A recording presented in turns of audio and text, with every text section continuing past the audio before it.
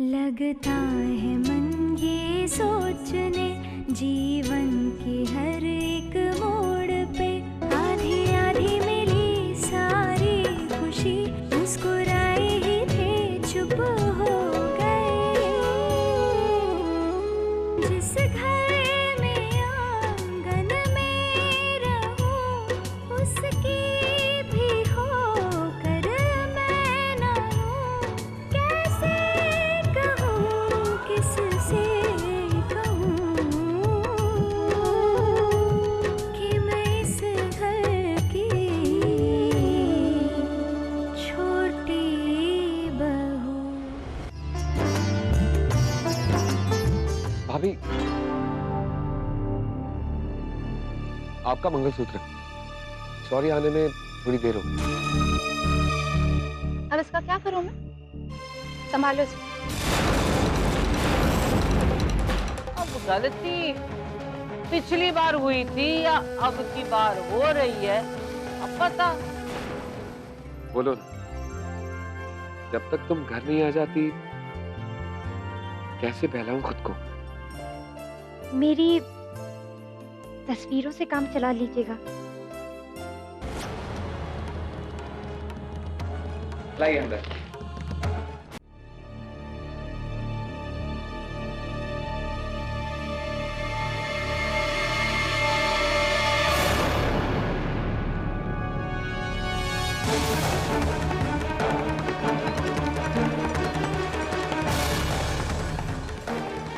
अरे भैया भैया भैया वो आपके काम के नहीं, छोड़ दीजिए। अरे ये कौन से फोटोग्राफ्स हैं? वो ये कुछ नहीं है बिरजू। जी भैया, वो पिछली शादी के फोटो हैं। वो फोटोग्राफर के यहाँ पड़े हुए थे तो हम उठा लाए। तू उसे घर क्यों लेकर आया? भैया वो ये स्टूडियो वाले ने लगा रखे थे वहां पे, हमें बिल्कुल अच्छा नहीं लगा तो हम उठा लाए। पर फिर भी तू उसे घर क्यों लाया? फेंक क्यों नहीं दिए? फाड़ क्यों नहीं दिए? इसे मेरे सामने से ले जा बिरजू। वो शादी नहीं थी, एक धोखा था, एक फरेब था, और मैं उसे कभी भी याद नहीं करना चाहता।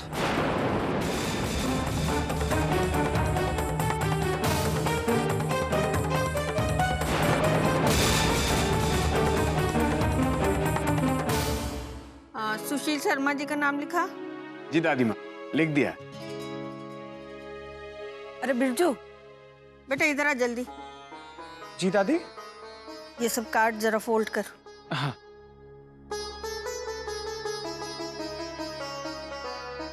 दादी माँ, नाम ज्यादा हैं और कार्ड्स कम पड़ रहे हैं, कुछ और कार्ड मंगा लीजिए। बिरजू जा अंदर के ड्रॉर से कार्ड्स लेके आ। जी अभी लाते हैं।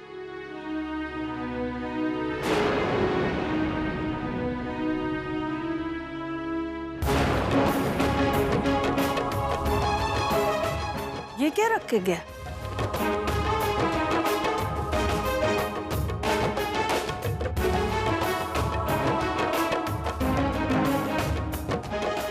दादी माँ, वृंदावन से शास्त्री जी और उनकी पत्नी आए। अरे तू अंदर, बिरजू जा। राधे राधे। सुखी रहो, सुखी रहो। राधे राधे। जी बेटा। बिरजू जी हम चाय लगवाते हैं। आई।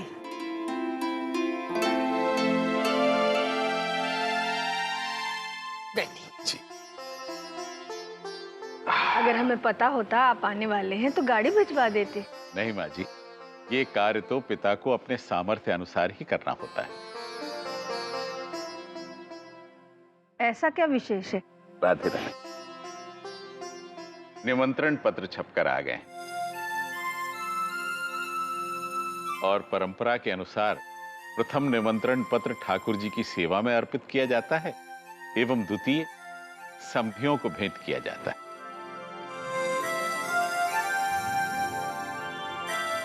तो हम विनती करने आए हैं माँ जी कि नियत दिवस पर बारात लेकर मेरी बेटी को अपने पौत्र की विवाहता बनाने के लिए अवश्य पधारें।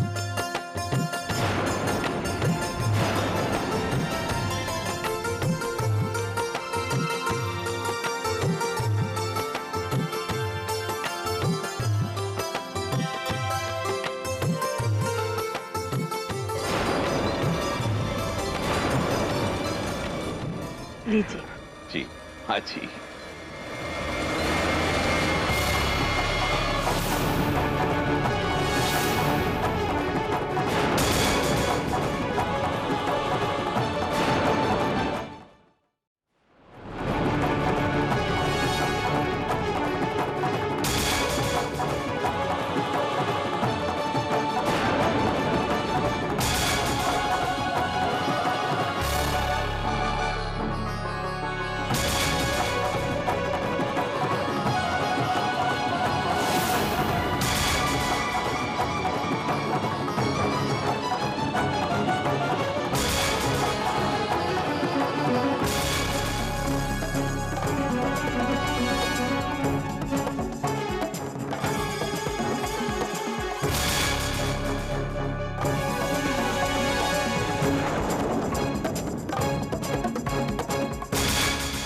लाइए हमें वापस रख लेते हैं। हम रख रहे हैं। हम रखते हैं ना।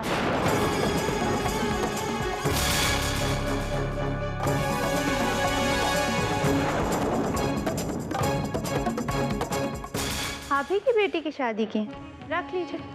पिछली बार जो आपने अपनी बेटी इस घर को दी थी उसकी यादगार है ये तस्वीरें।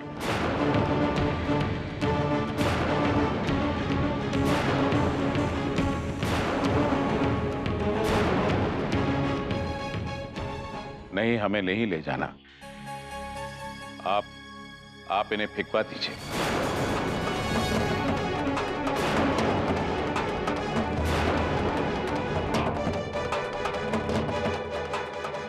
माफ कीजिए शास्त्री जी, हम सच को भुला सकते हैं, झुटला नहीं सकते। और जो कभी हमारे घर की सदस्य रह चुकी है उनकी तस्वीरें हम फेंक नहीं सकते।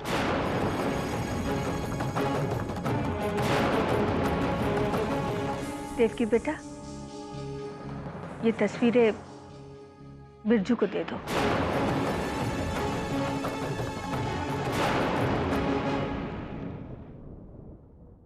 बिरजू, इन्हें अंदर रख दे। लाई दीजिए, दीजिए ना।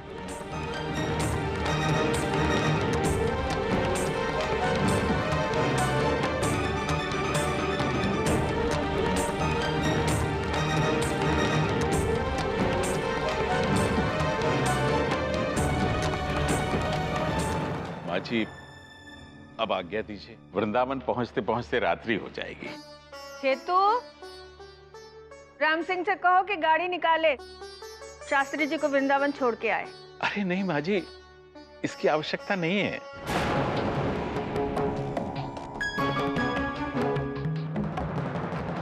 शास्त्री जी, निमंत्रण पत्र देने का सफर आपने खुद तय किया। अब हमें अतिथि धर्म निभाने दीजिए।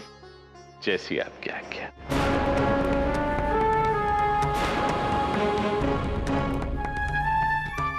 चलिए देवकी जी,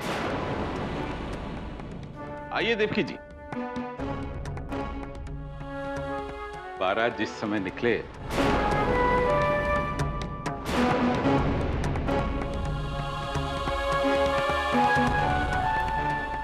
आइए।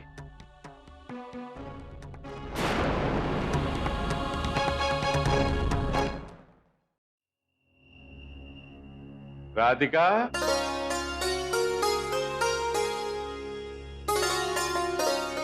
बाबूजी, काफी देर हो गई। अरे बेटा, वो तो माँ जी ने मोटर दे दी, अन्यथा और भी विलंब हो जाता। मैं आपके लिए पानी लेकर आती हूँ। माँ,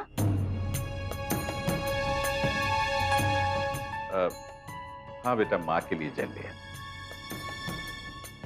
जी बाबूजी।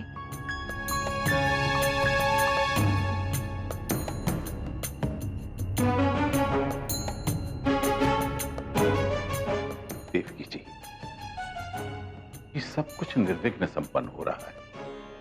वहां भी व्यवस्थाएं कितने उत्साह से चल रही हैं। ऐसे में किसी अन्य विषय का विचार मन में लाना उचित नहीं है। मैं मंदिर के पट बंद करके आता हूं।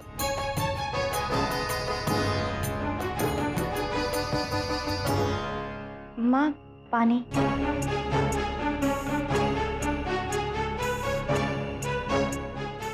क्या बात है माँ,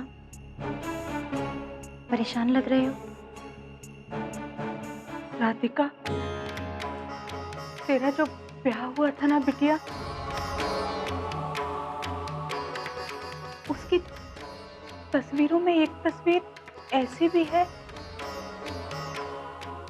जिसमें तेरी सूरत दिख रही है बिटिया। क्या?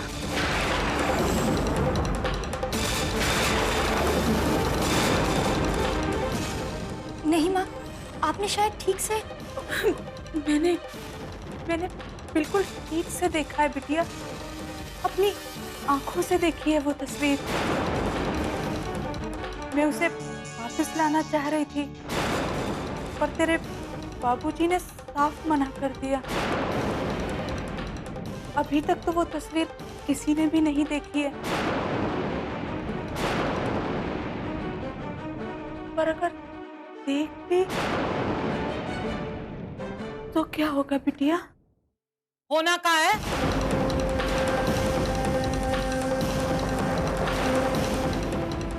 पुरोहित परिवार को पता चल जावेगो कि हमने उनके साथ छल कपट कियो है।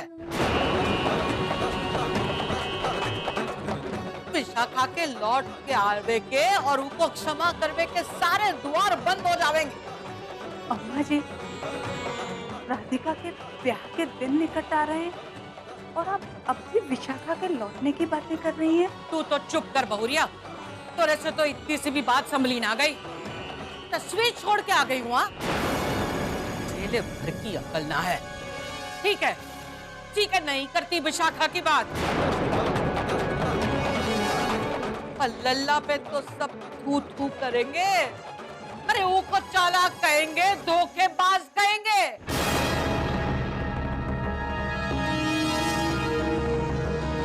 अब रोने की नौटंकी मत कर। ताई जी जल रहो है तो कछु कर कछु।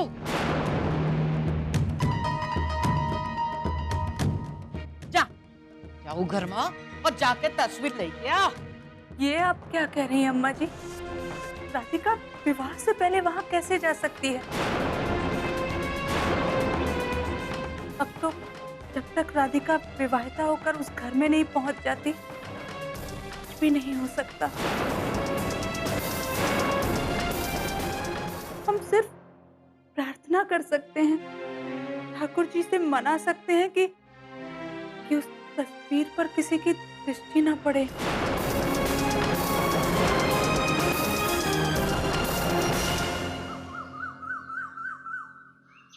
अब वैशाली, ये गुलाबी वाली साड़ी देखो तो कैसी लगेगी?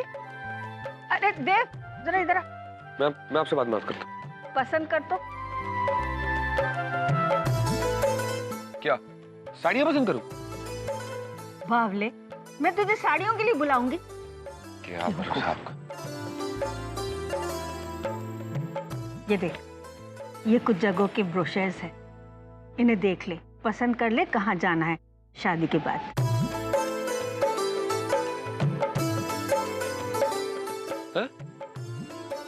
हनीमून की प्लानिंग अभी से? तो फिर कब करेगा? हाँ, चल चल झट से बता कहाँ जाना है। अब अगर आपने हनीमून की बात कर ही ली है तो इंडिया के बाहर तो मैं बहुत घूम चुका हूँ। इस बार सोच रहा हूँ इंडिया के अंदर ही घूमूं, कोई हिल स्टेशन ही सही। पर अगर राधिका को कोई और जगह पसंद आ गई तो? अरे बेटा, जहाँ कान्हा जाएगा राधा तो वहाँ खींचे चली जाएगी।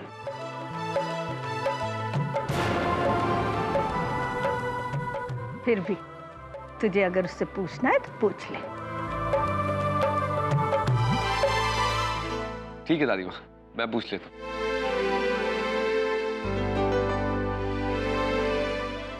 हनीमून पर कहाँ जाना ये भी राधिका से पूछा जाएगा। जाने शादी के बाद क्या होगा।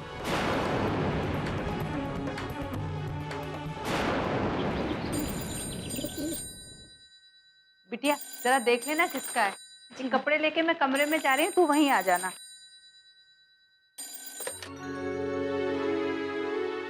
हेलो, कश्मीर या कन्याकुमारी?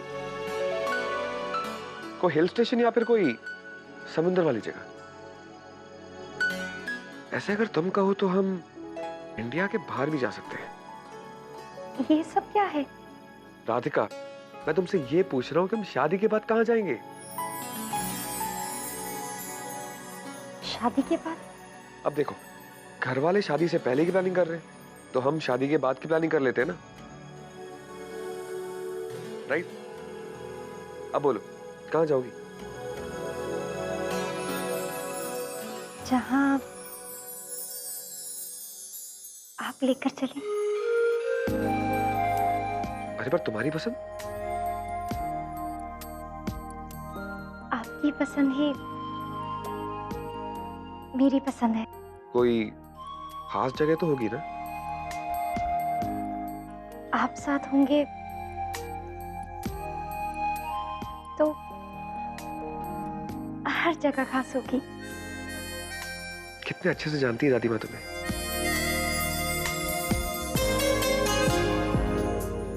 जी। पर मैं तो तुम्हें वहीं ले जाऊंगा जहां तुम चाहती हो, इसलिए जल्द से जल्द मुझे कोई जगह का नाम बताओ। मैं अरे पापा बोलो ना, पता चला हम लाल किला जा रहे हैं हनीमून मनाने के लिए।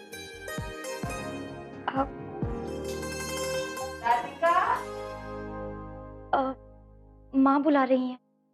आप अपनी पसंद से ही कोई जगह चुन लीजिएगा।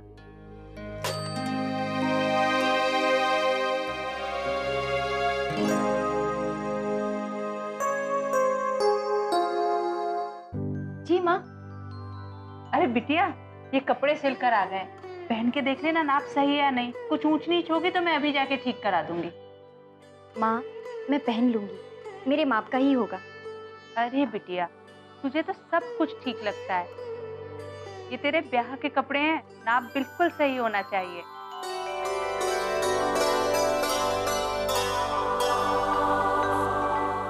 ये चुनरी इसकी है? बिटिया, अभी इसमें सलमा सितारा लगना बाकी है। आप चिंता मत कीजिए, ये सब काम मैं कर लूंगी। अरे तू क्यों करेगी? तू तो दुल्हन है, ये सारे काम तो दुल्हन की बहन।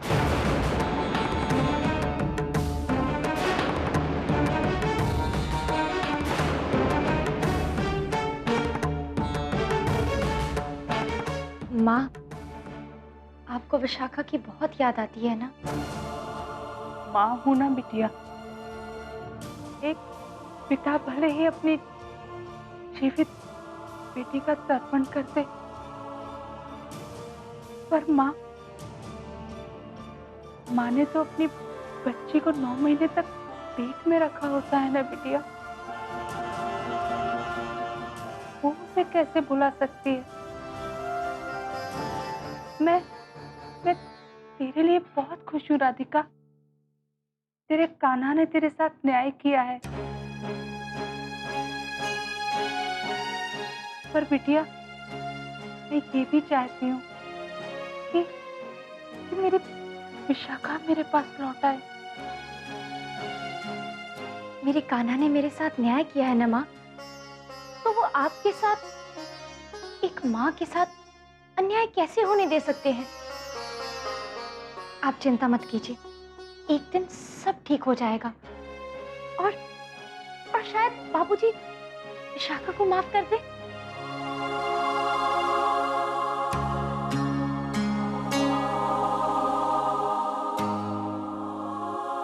माँ, मैं ये कपड़े पहनकर आती हूँ, देखती हूँ मेरे माप के है कि नहीं। जल्दी कर लेना बिटिया, तेरे बाबूजी सुबह से दुल्हन वाली पेटी सजा रहे हैं। ठीक है माँ।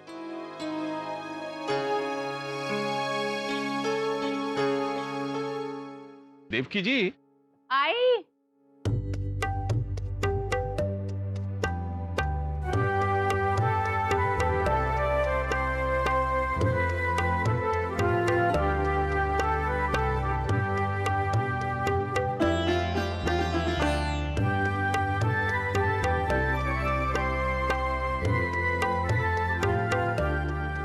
तनिक वो डब्बे दीजिए।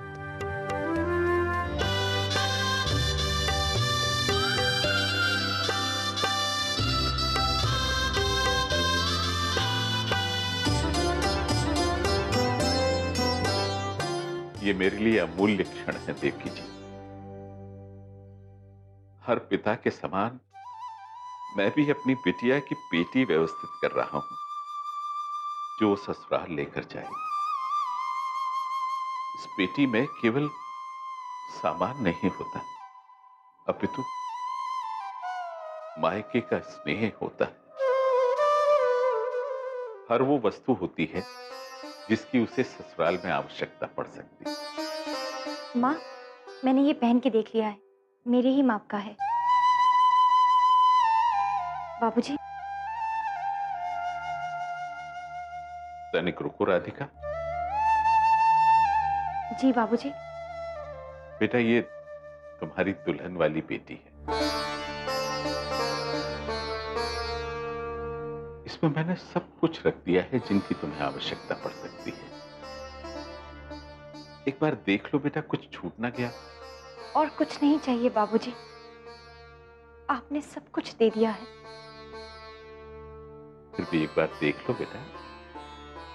नहीं बाबूजी, आपने ये पेटी इतने प्यार से सजाई है कि कुछ छूट ही नहीं सकता।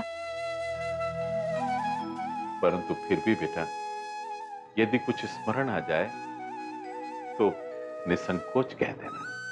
जी बाबूजी। बेटा, हिचकिचाना नहीं।